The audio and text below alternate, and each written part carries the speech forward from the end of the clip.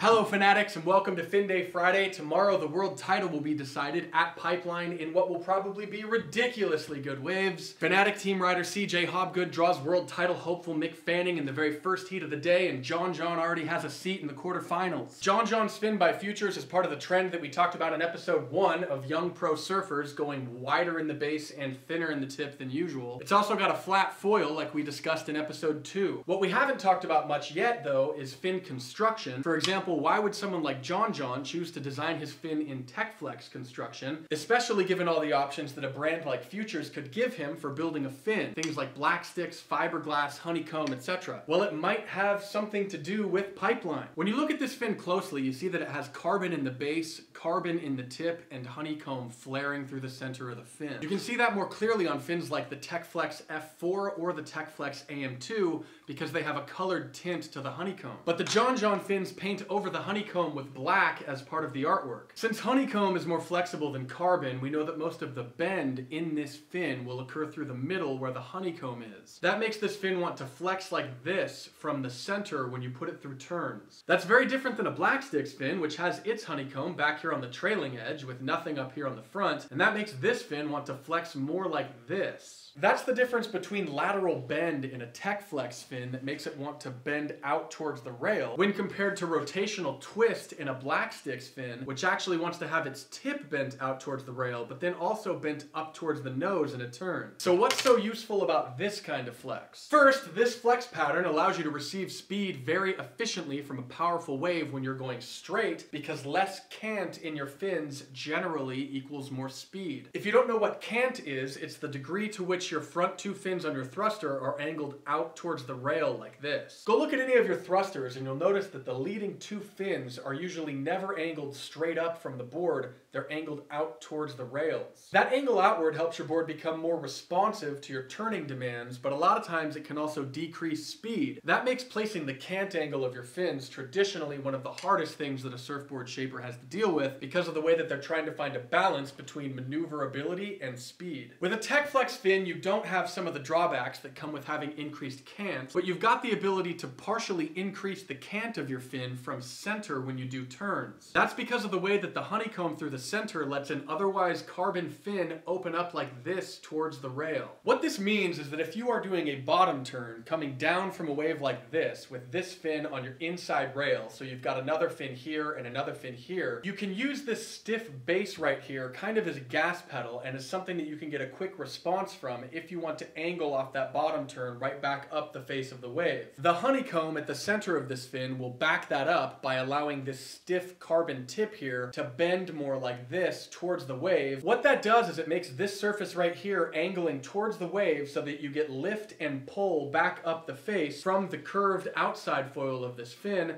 the same way that the curved surface of an airplane wing causes it to fly up in the air and be pulled towards the atmosphere. In my opinion, that makes a TechFlex fin particularly good at coming really quick off the bottom and going vertical back up the face because of how the stiff base gives you a quick response when you shove your weight on it, and because of the way that the flex backs it up by allowing the curved outside foil to angle towards the wave, immediately sucking you back up the face. This all gets really interesting to me when you realize that TechFlex is a favorite among Clay Marzo and John and Rye Craik, who are all widely known for doing powerful and vertical surfing in powerful waves, while other Futures team riders like Danny Fuller and Poncho Sullivan are more widely known for surfing similar waves but getting barreled and doing big turns out on the shoulder. Their preference is fiberglass fins.